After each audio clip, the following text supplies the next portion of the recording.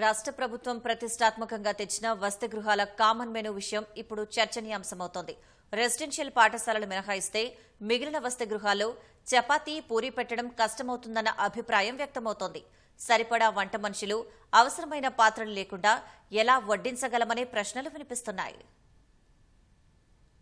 ప్రభుత్వం తీసుకొచ్చిన common menu అమలుపై ఆదిలాబాద్లో వసతి గృహాల వార్డెన్ల ప్రత్యేక సమావేశం జరిగింది. కొత్త మెనూలో భాగంగా నెలలో మొదటి 4వ ఆదివారం పూరీలు, 2, 3వ ఆదివారం చపాతీలు వడ్డించాలనే నిబంధనతో తలెత్తుతోన్న ఇబ్బందులపై సుదీర్ఘ చర్చ జరిగింది. వంట మనుషులతో పాటు అనుకూలమైన పాత్రలుండే రెసిడెన్షియల్ బడుల్లోనైతే ఇబ్బందులకు తావులేదు. కానీ ఓ వంట మనిషి, ఓ కామెటీ, మరో వాచ్మెన్ ఉండే వసతి గృహాల్లో చపాతీ, పూరీలు చేయటం ఎలా సాధ్యమనే అభిప్రాయం తెరపైకొచ్చింది. ఒక వసతి గృహంలో 100 మంది విద్యార్థులుంటే ఒక్కొక్కరికి 2 చపాతీల చొప్పున 200 చపాతీలు ఎలా చేయగలమని ఆందోళన వ్యక్తమైంది. ఇదే విషయమై వార్డెన్లు మూకుమ్మడిగా జిల్లా అధికారుల దృష్టికి తీసుకెళ్లాలని నిర్ణయించుకున్నారు.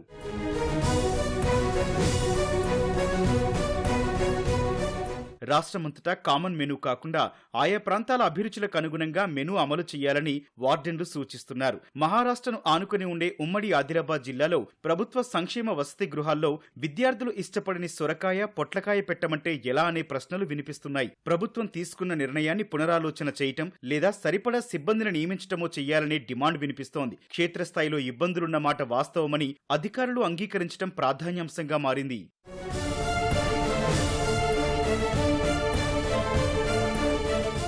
ప్రతిరోజు ఏ వస్తువు ఇస్తే ఆ వస్తువే తినాలా, ఆ వస్తువే కావాలంటే ఇక్కడ మార్కెట్లో కూడా దొరకది. మా ప్రాంత అభిరుచులు కూడా వేరు. క్యారెట్ కర్రీ అని, బీట్రూట్ కర్రీ అని ఇలాంటివి తినమని అంటే పిల్లలు తినరు. అన్నం వండి పెట్టడానికి మాకు వంట పాత్రలు కానీ అలాంటిది లేదు. మళ్ళీ పాఠశాల సమయము 9 గంటలకు ప్రిపేర్ చేయాలా. ఒక వంట మనిషి, ఒక కామాటి కుకు ఫ్రెష్ చేయడానికే సరిపోతారు. చపాతీలు చేయాలంటే ఒక 100 మందికి 400 చపాతీలు చేయాలా. ఆ 400 చపాతీలు చేయాలంటే కనీసం ఒక 3-4 గంటలు టైం పడుతుంది. ఇంకొకటి ఏంటంటే 1 కేజీ పప్పు ఇచ్చి దాంట్లో 100 మందికి సాంబార్ పెట్టండి, ఆకుకూరలు పెట్టండి, కాయగూరలు పెట్టండి అంటే అది మేము వండింది మేము చూడలేకపోతున్నాం. అది పలచగా ఉంటుంది.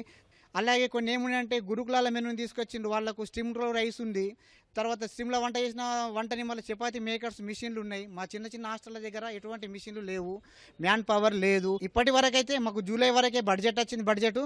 ఆ బడ్జెట్లో మేము ఉన్న వెంటనే కట్టినాము.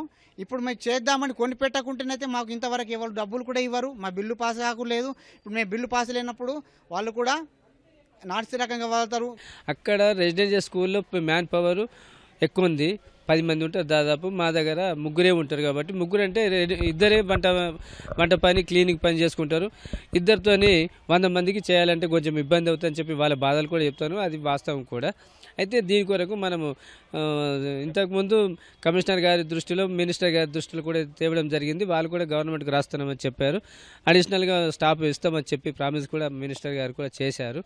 ఆ మాదిరిగా చేస్తే కొన్ని ఏమైనా ఇబ్బందులు ఉంటే లోకల్లో దానికి అధిగమించడానికి వీళ్ళ ఇబ్బందులను గురించి మేము గవర్నమెంట్ లెవెల్లో తీసుకురావడానికి మేము ప్రయత్నం చేస్తున్నాం. ఇప్పుడు చపాతీ చేయాలంటే 100 మెంబర్స్కి చపాతీ చేయాలంటే ఒక్కరికి 2 చపాతీలు పట్టుకున్నా కానీ 200 చపాతీస్ చేయాలి. మా దగ్గర స్టాఫ్ వచ్చేయమంటే ఒక కామాటి ఉంటారు, ఒక కుక్ ఉంటారు. అది కొంచెం ఇబ్బంది ఉంది. కొన్ని కొత్త ఐటమ్స్ పెట్టిండ్రు. ఎందుకంటే మేము ఇప్పటి వరకు ఈ పచ్చళ్ళు అవి పెట్టలేదు.